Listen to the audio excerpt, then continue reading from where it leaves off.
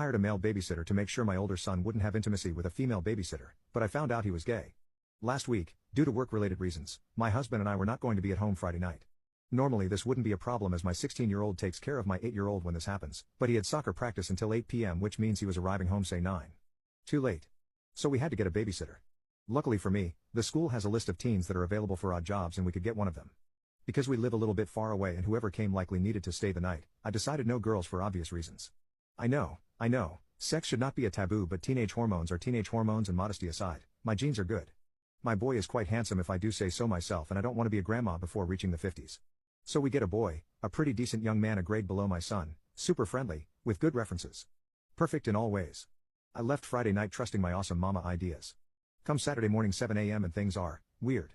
First of all, my teenage son is awake, he would never, ever, not in a million years wake early on weekends. Last time I saw him do that he was 10. And both guys were, I don't know how to explain it, but you could feel it. They looked uncomfortable when talking to each other during breakfast but at the same time wanted to talk. And in hindsight I can swear they were blushing like crazy.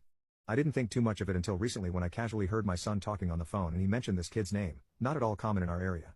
I also realized that this week he has been talking a lot on the phone, normally he would just text. I know, it's all very vague, but while I never had the vibe my son could be gay is not entirely impossible. And I was sure something happened that night between them. A few days later, I was driving down the street past the park to do some groceries. What I saw almost made me throw up or crash my car. The boys were sitting on a bench at the park. Damn near eating each other's faces out. I didn't know what to do, I'll handle that later. At that moment, I had to get out before I started screaming. I guess my little plan against teenage love completely backfired.